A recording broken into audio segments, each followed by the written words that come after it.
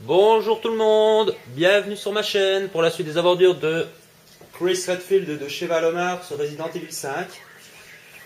Alors nous voici dans le chapitre le plus spécial de tous les Resident Evil confondus.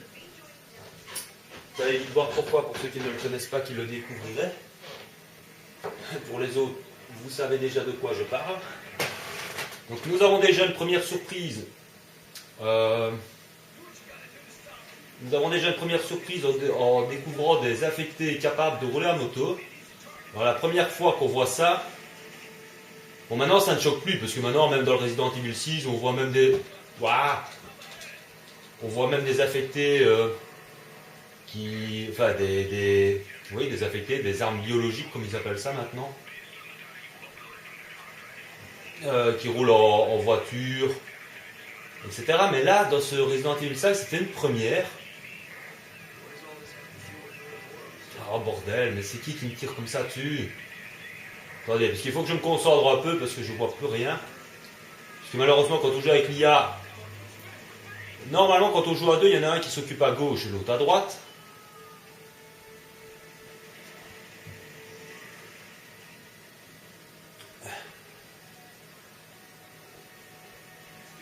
Donc je me concentre. J'ai quand même morflé, je ne sais pas à cause de quoi. Alors il y a une petite astuce, c'est si on tue le pilote, mais franchement pour y arriver à tuer le pilote, bonjour.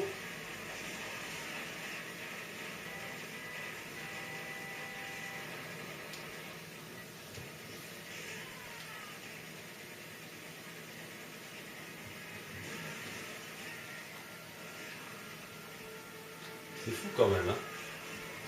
Ouais, ma Gatwin est en surchauffe.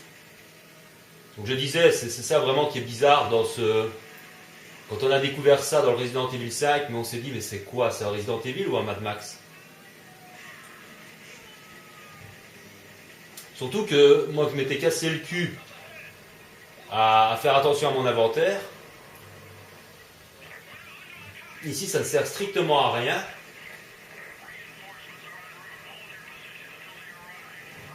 Ici ça ne sert strictement à rien puisque vous n'avez pas accès à votre inventaire. C'est complètement fou.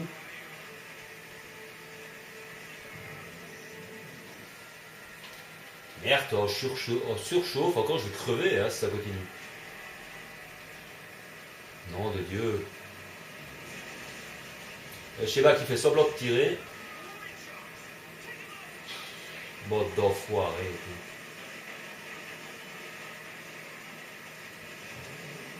Ça tire dans tous les coins, quoi, bordel. Vous voyez, Sheva, elle fait semblant de tirer, quoi. Elle tue pas un motard. Je vais sûrement crever ici parce que c'est malheureusement quasiment impossible.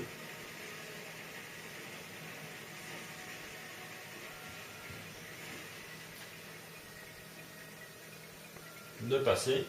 Voilà, avec ce qui me reste de vie, je peux être sûr que je vais crever ici. Allez, attends, surchauffe, je sais pas. Voilà, le camion qui arrive vraiment, mais alors tout près de vous.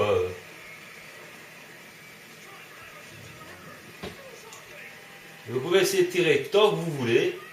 Voilà. Et comme il y a très longtemps que je ne l'ai plus fait, je ne connais plus l'astuce pour... Je ne connais absolument plus l'astuce pour tirer au bon moment. Je sais bien que normalement on peut tuer le... Ah putain, j'ai récupéré un quart de ma vie seulement. Ah bah dis donc. Allez saloperie, va, dégage, bordel. Allez, dégage, mon dit de camion de mes couilles.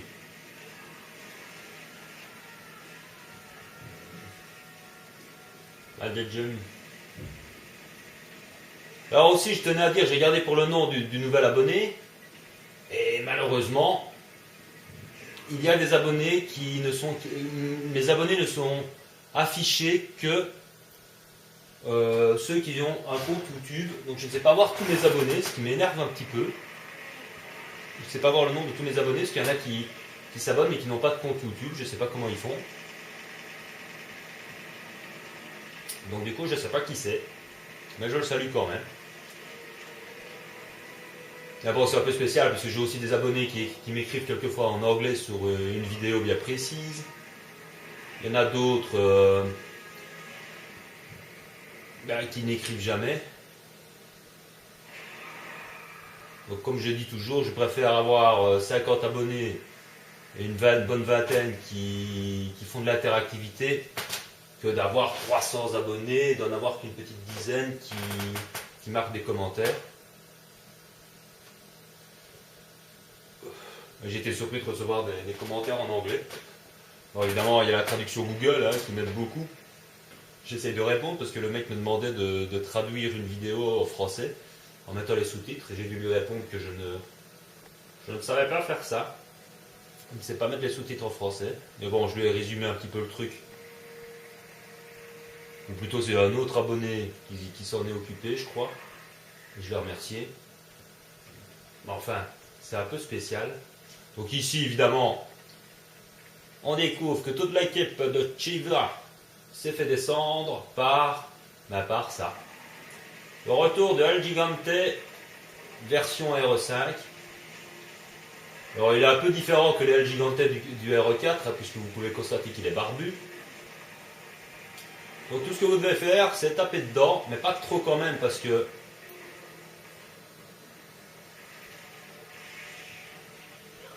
il ne faut pas que votre Gatwing surchauffe. Alors en mode vétéran, il faut le toucher 3 fois, je crois. Et alors là, l'astuce, au moment où il prend le rocher, c'est de ne pas se louper. Le premier rocher, c'est facile à éviter, quoi. Le premier rocher, c'est facile à éviter. Il ne faut pas vous le laisser foncer dessus. Mais en vétéran, il faut le toucher 3 fois et malheureusement, il vous balance au deuxième rocher. Et franchement, ça tient de la chance de réussir à bien viser le rocher avant qu'il ne vous frappe.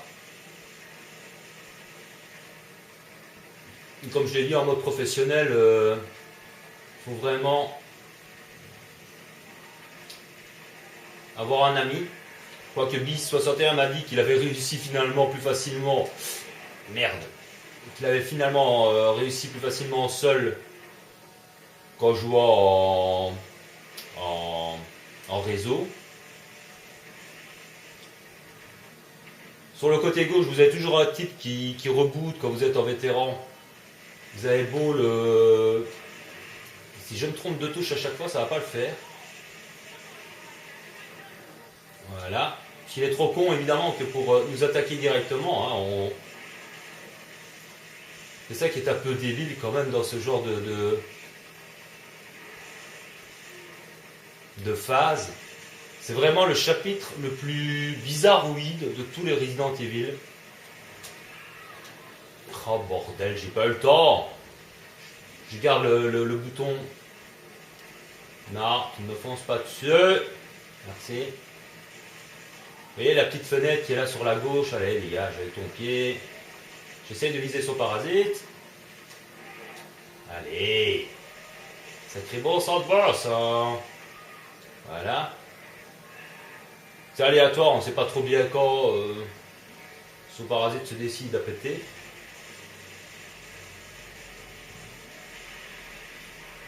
Voilà. Faut le toucher 2 fois en mode normal, apparemment. Alors on peut remarquer qu'il a les cadavres des hommes qui sont à sa ceinture. C'est assez original ça. Mais franchement, quand j'ai lu ce chapitre, donc qui est bouclé en 5-6 minutes, là, ça fait partie des chapitres principaux.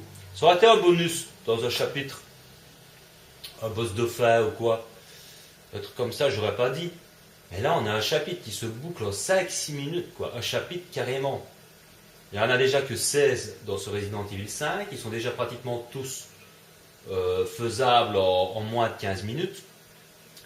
Ouais, quand je dis tous, moins 4, parce qu'il y a au moins 4 chapitres qu'on peut faire en 5 minutes chrono.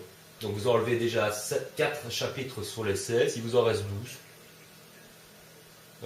qui sont faisables en 15 minutes de moyenne. J'ai presque envie de dire même 12 minutes avec un rang S, hein, attention. Pas tracer et finir avec un rang D. Non, non. C'est faisable avec un rang S en 12-15 minutes, la plupart des chapitres. Une fois que vous avez un petit peu vos armes cheatées, que vous connaissez. Bon, ici pour la première fois, enfin, je suis mort enfin une fois dans ce Resident Evil 5. Parce qu'à mon avis, je vais mourir rarement. Il n'y a que 2 chapitres vraiment qui me posent problème. Donc celui-ci, bien sûr. Et un autre presque vers la fin. Vous comprendrez pourquoi. Où je risque de mourir une fois ou 2. Alors là, c'est toujours les cinématiques avec les gros plans sur le visage, avec comment dire, l'inexpression des yeux. Ça se veut expressif et ça ne l'est pas en même temps. Je ne sais pas comment expliquer. Il n'y a pas d'expression dans les yeux en fait. C'est ça qui est très bizarre. Les visages bougent quand même, mais je ne sais pas. On dirait qu'il y a quelque chose qui ne va pas dans les visages. Je ne sais pas quoi. Donc évidemment ici, Chris veut continuer maintenant la mission seul pour retrouver Jill, les infos sur Jill Valentine, puisqu'il l'a vu sur le GSM de l'autre dans le chapitre précédent. Et Sheva décide de rester avec lui et de l'aider. Vous voyez, ma précision, j'ai pas fait attention. En parlant, c'est toujours un petit peu compliqué. Je suis mort une fois, donc j'ai un rang A. Et j'aurais pas dû mourir. Et j'ai fait donc le temps en 6 minutes 44. Si j'étais pas mort, j'aurais un rang S, quoi, tout simplement. C'est parce que je suis mort une fois. Bon, ça, avec ma précision, là, peut-être. Ça m'étonne qu'elle soit un petit peu si basse que ça quand même. J'ai pas l'impression d'avoir vraiment tiré énormément à côté. Je sais pas quoi. Parce que le B en précision, ça m'étonne un petit peu. Mais bon, voilà, quoi. C'est vraiment un chapitre. On le survole. Quand on est en professionnel, on s'arrache les cheveux. En vétéran, on peut s'arracher les cheveux aussi avec l'IA, attention. Mais sinon, en amateur et en mode normal, bah, on le survole et on se demande ce qu'il fout là, quoi. À la limite, ils ne l'auraient pas mis. Ils auraient fait la cinématique avec le départ de Chris et la discussion avec Sheva à la fin du chapitre 4. Ça n'aurait pas été plus mal, parce que là, c'est quasiment du foutage de gueule de faire un mini-chapitre comme ça, où on ne va même pas dans l'inventaire, il n'y a rien à prendre, il n'y a rien à tirer, il n'y a même pas d'emblème à tirer dans le décor. Avec une Gatwin, ça n'aurait pas été facile, vous me direz. Donc quand j'ai vu ça la première fois, je me suis dit, alors là, ça devient grave. Et je crois qu'il a été pas mal critiqué aussi, ce passage-là, qui a fait rire un petit peu tous les fans. Parce qu'à la fois, c'est désaffecté en auto, donc là, ça surprenait déjà. Mais en même temps, le recyclage du El Gigante du 4, quoi. Même s'il est un peu différent, le manque d'imagination était flagrant. Tout le monde s'est dit, c'est un copier-coller du 4, même si ce Resident Evil 5 n'a rien à voir avec le 4 pour moi. Que ce soit sur, comment est-ce qu'on pourra dire, sur l'immersion, la bande son, il n'y a pas de musique qui vous donne un petit peu le frisson comme dans le château, comme même dans le terrain militaire. Par exemple, avec les Régénératores, vous avez une musique d'ambiance bien stressante, etc. Ici, dans le Resident Evil 5, il n'y a quasiment pas de musique, il n'y a aucune musique stressante, quoi.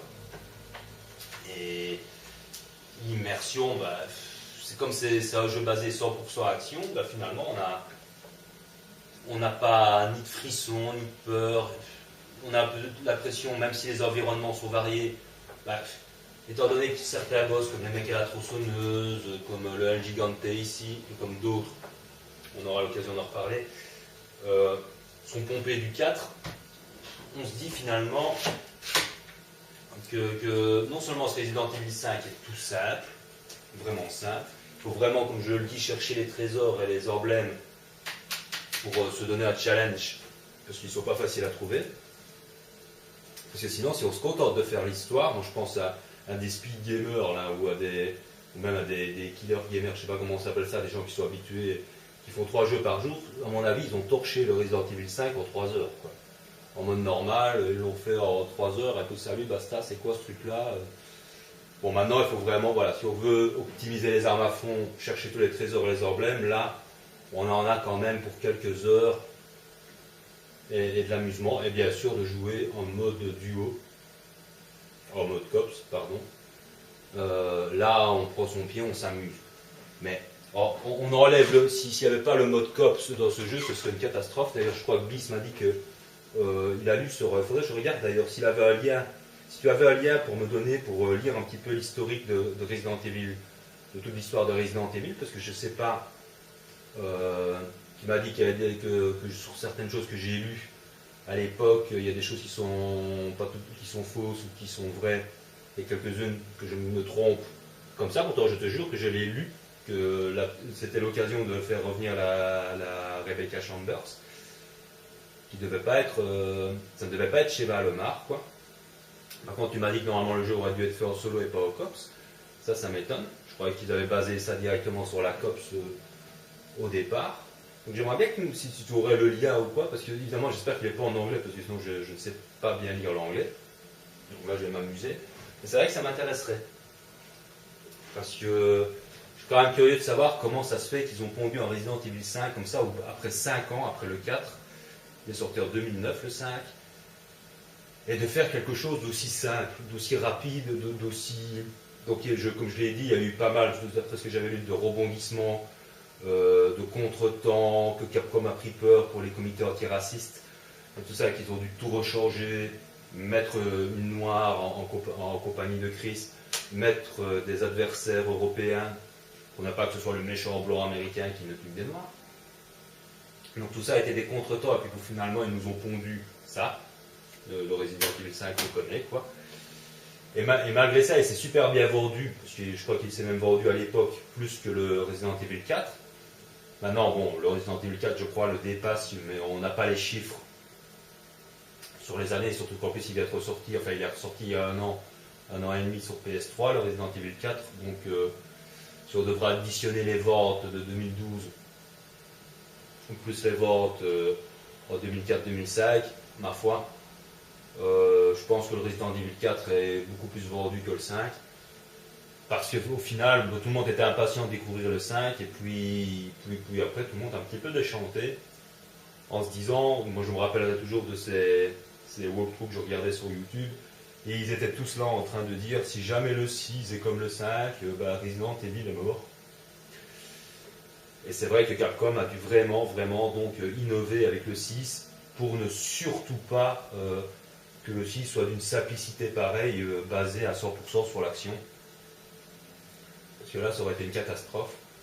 Bon, ils n'ont pas fait ça, heureusement. Hein. La durée de vie du 6 est beaucoup plus grande. Ils ont fait plaisir à tout le monde en mettant des campagnes à la fois d'action, 100% action avec Chris, mais en même temps un peu d'horreur avec Léon, et un peu d'exploration avec Jake, et un peu d'énigmes, on va dire, avec Ada. Bon, il y a toute la polémique sur le fait que les campagnes sont séparées, et que, bon, après quand ils ont fait la mise à jour, en plus on peut les faire dans le désordre et se spoiler tout le scénario. Donc ils ont un peu merdé quand même sur pas mal de trucs dans le Resident Evil 6, mais on peut reconnaître quand même qu'ils ont, au niveau du gameplay, au niveau du scénario même, au niveau de la durée de vie, c'est vachement plus vaste que ce Resident Evil 5, quoi. Il faut quand même le reconnaître. Là, vous voyez 6,44 pour un chapitre entier, et c'est pas un score, hein. Je suis sûr qu'il est faisable beaucoup plus, enfin peut-être pas beaucoup plus vite, mais peut-être en 4 ou 5 minutes. Je suis sûr qu'il y a des gamers beaucoup plus doués que moi qui doivent le torcher en 4 minutes, quoi. Je sais pas, si j'étais pas mort une fois, j'aurais déjà perdu. J'aurais déjà gagné peut-être 30 secondes ou un truc dans le genre. Donc franchement, c'est un truc qui se torche en 4 minutes, quoi. Donc c'est un peu comme dans les dessins animés japonais. Quand j'ai vu ça la première fois, j'étais comme sur... si vous connaissez les dessins animés japonais, avec une grosse goutte de transpiration là, qui descend du visage sur le front. Et en me disant, c'est quoi ça? Donc voilà, quoi. Ça, c'est donc le chapitre le plus naze de toute l'histoire des Resident Evil, même pas seulement du 5, hein, de tous les Resident Evil confondus. Donc j'ai beaucoup parlé, un petit peu pour meubler, pour ne pas que la vidéo soit trop courte, parce que si je devais m'arrêter uniquement sur le gameplay, cette vidéo aurait duré 6 minutes 44. Donc j'espère quand même, je suis obligé de faire cette vidéo, je ne vais pas sauter de chapitre, je fais l'histoire en entière. J'ai du mal, évidemment, je ne suis pas comme dans l'immersion, Forcément, je ne suis pas en découverte. Je ne suis pas non plus en immersion avec ce jeu parce que voilà, sa simplicité saute aux yeux, quoi. Pour tous ceux qui ne le connaîtraient pas et qui le découvrent, je ne peux que vous conseiller que de vous amuser avec un ami en réseau pour y jouer, pour vous éclater, parce que si vous le faites seul, vous allez entre guillemets pas vous ennuyer, quand même pas, parce qu'en découverte, bon, il y a de l'action. Mais par contre, si vous voulez avoir des rangs S, une fois que vous le connaissez et que vous voulez avoir des rangs S, là par contre, vous allez vous ennuyer. En reconnaissant et tout ça, c'est trop facile. En plus, ils ont fait un système de sauvegarde par chapitre qu'on peut refaire à l'infini. Donc il y a même un problème de ce côté-là par rapport à optimiser ses armes et tout ça. Il y a un chapitre bien précis, je vous en parlerai, où il suffit de faire le début du chapitre, les 5 premières minutes du chapitre, et vous faites 30 000 pétasses. Non, ça c'est les points, donc c'est plus des pétasses ici, c'est 30 000 $ ou je sais pas quoi, enfin bref. Et vous pouvez optimiser vos armes vraiment très très très rapidement.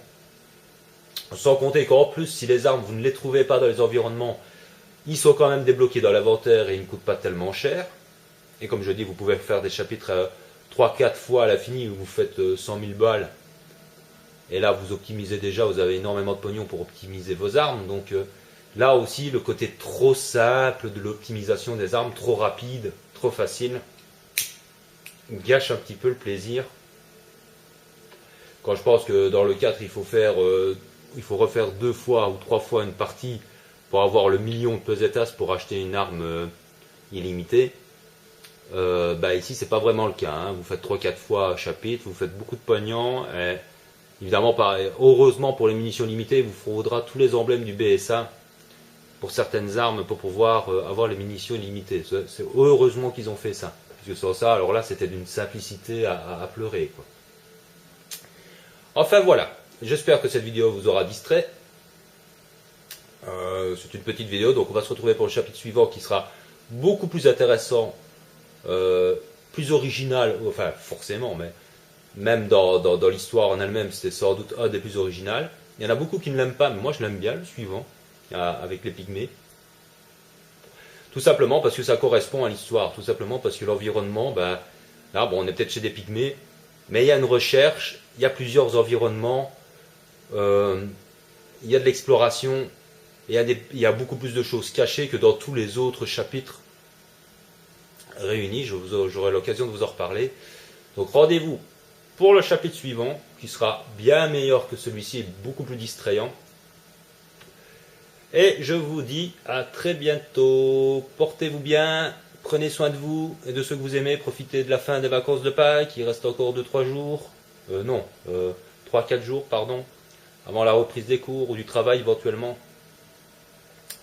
Donc, courage. Et en plus, il commence à faire un petit peu meilleur. C'est pas trop tôt. Parce que je commençais à en avoir ras-le-bol du froid. Allez, à très bientôt. Oui, désaffecter des armes biologiques, comme ils appellent ça maintenant. Qui roulent en voiture, etc. Mais là, dans ce Resident Evil 5, c'était une première. Oh bordel, mais c'est qui me tire comme ça dessus? Attendez, parce qu'il faut que je me concentre un peu parce que je vois plus rien. Parce que malheureusement, quand on joue avec l'IA, normalement, quand on joue à deux, il y en a un qui s'occupe à gauche et l'autre à droite.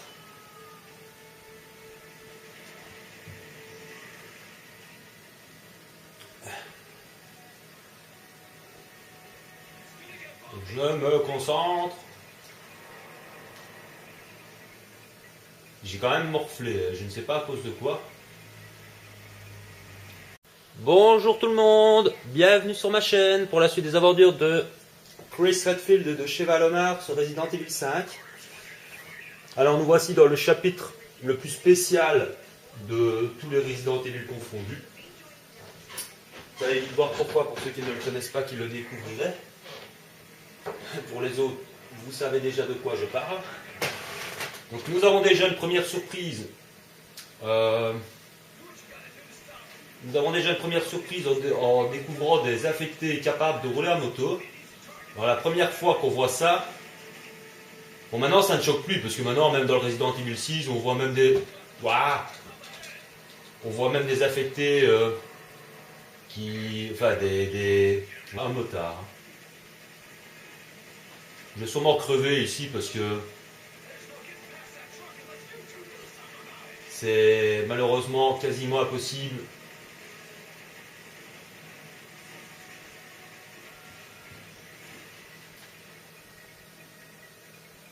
De passer. Voilà, avec ce qui me reste de vie, je peux être sûr que je vais crever ici. Allez, attends, surchauffe, je sais pas. Voilà, le camion qui arrive vraiment, mais alors tout près de vous.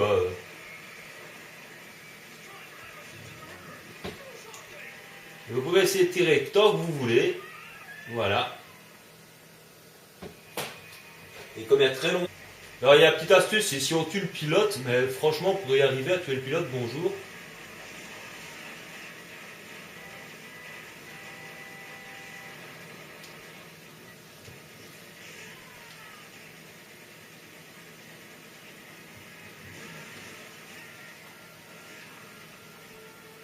C'est fou quand même, hein. Ouais, ma Gatwin est en surchauffe. Donc je disais, c'est ça vraiment qui est bizarre dans ce... Quand on a découvert ça dans le Resident Evil 5, mais on s'est dit, mais c'est quoi, c'est un Resident Evil ou un Mad Max? Surtout que moi je m'étais cassé le cul à faire attention à mon inventaire. Ici ça ne sert strictement à rien.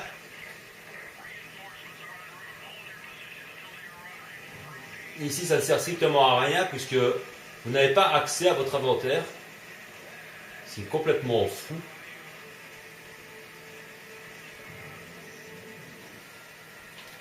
Merde, en surchauffe, encore je vais crever hein, si ça continue. Nom de Dieu. Sheva qui fait semblant de tirer. Bon d'enfoiré.